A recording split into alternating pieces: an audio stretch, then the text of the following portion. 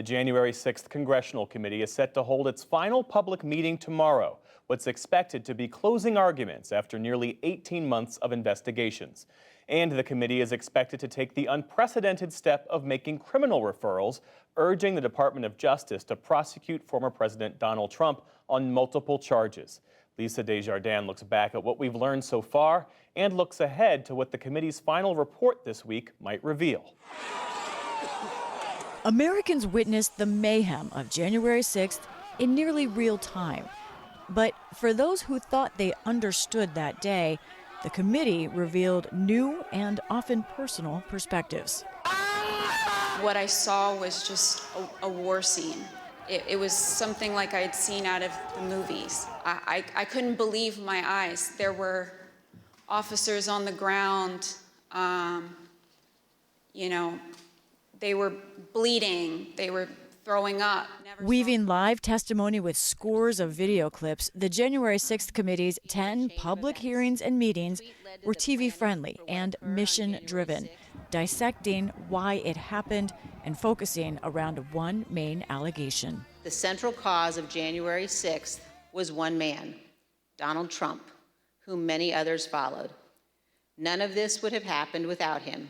The committee methodically laid out its arguments, including that the former president pressured Vice President Pence to overturn the election on January 6th, and before that Mr. Trump tried to manipulate Republican state officials to give himself a win. I'm going to put my state through that without sufficient proof. My state that I swore to uphold both in Constitution and in law?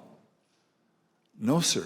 They said that there was over 66,000 underage voters. We found that there was actually zero.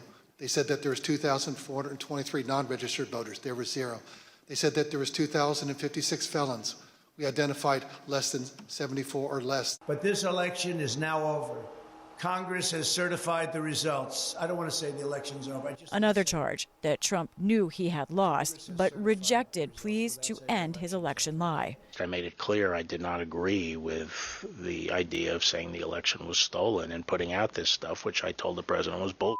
One headline witness, former White House aide Cassidy Hutchinson, testified that Trump knew the crowd had weapons, wanted to march with them to the Capitol, and spent hours refusing to tell the mob to stop. As an American, I was disgusted. It was unpatriotic. It was un-American. We were watching the Capitol building get defaced over a lie. Other evidence came from some rioters themselves, saying Trump fueled them. When you arrived on the ellipse that morning, were you planning on going to the Capitol? No, we didn't actually plan to go down there. So why'd you decide to march to the Capitol? Well, basically, the president, got everybody riled up, told everybody to head on down. So we basically were just following what he said. The former president repeatedly rejected it all as a witch hunt. And many Republicans, like Congressman Rodney Davis of Illinois, have blasted the committee's work as an orchestrated political attack. I think the Select Committee began as a partisan process and ended as a partisan process. It's unfortunate because there are many questions that could have and should have been asked. But the committee, with 7 Democrats and 2 Republicans, has insisted its focus was warranted. Donald Trump cannot escape responsibility by being willfully blind. Nor can any argument of any kind excuse President Trump's behavior during the violent attack on January 6th. It has been one of Congress's most sweeping investigations, with interviews of more than 1,000 witnesses. And now it wraps up, releasing a report tomorrow. And with it, another historic move, voting to send criminal referrals to the Department of Justice. And we are told those will include for the former president himself. For PBS News Weekend, I'm Lisa Desjardins. For more now on the January 6th Committee's final report, I'm joined by Kyle Cheney, Senior Legal Affairs Reporter for Politico. Kyle, it's great to have you with us. And you broke the story that the January 6th Committee is preparing to vote on urging the Justice Department to pursue at least 3 criminal charges against former President Donald Trump, including insurrection, obstruction of an official proceeding, and conspiracy to defraud the U.S. government. The lawmakers on that committee have debated the value of these referrals for some time now. Based on your reporting, how did they arrive at considering these three? Well, the second two you mentioned, obstruction and conspiracy to defraud, that's been a long time coming. They've indicated in court filings they already believe that Donald Trump violated those laws.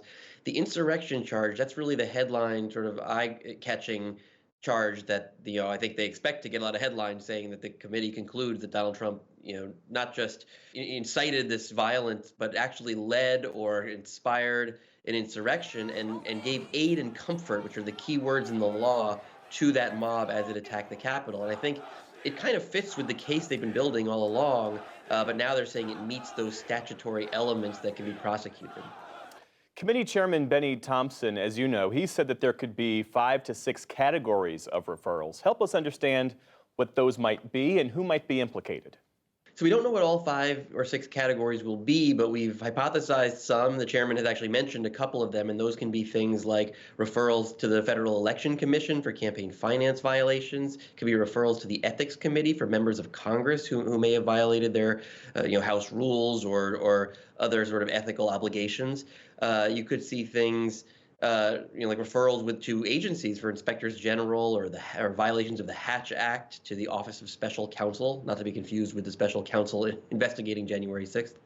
And so those are the types of things the committee could seek referrals for, and we just don't know what the full range is yet. Yeah, I know from following your reporting, you often make the case that the referrals would be largely symbolic since Congress has no ability to compel prosecutions by the DOJ. But the committee, it strikes me, it appears they're trying to speak into the history books potentially and perhaps pressure the DOJ to follow through if in fact they do make these referrals. I think that case, the pressuring DOJ, was more salient in the spring when a lot of what DOJ has now we know they've been doing wasn't known at the time. It was a lot of where is DOJ? What are they doing? Are they even investigating this? And the committee at the time, very public show of do your job, Merrick Garland, where are you? Hold these people to account. Now we know they've been mounting an aggressive investigation that in some ways has surpassed the select committee. So I think, while the referrals will capture the committee's view of this, DOJ is going to say, thanks for your opinion. What we want is your evidence. We want your transcripts, your call records, everything you obtained, so we can now decide if we think it meets the elements of a crime. The committee was reluctant to turn over that evidence earlier in this process. Now that their work is wrapping up, do you think that they might be inclined to share what they have? The committee has said, and the chairman has said, we want to make everything public. So that's 2 birds with 1 stone.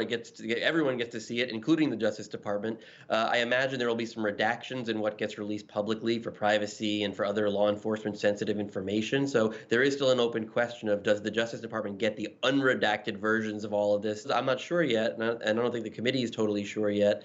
But it should all come out, or the vast majority of it come out soon after the report is released. The committee has scheduled what is likely to be its final meeting for 1 p.m. Eastern on Monday. Your reporting has been at the forefront of all of this.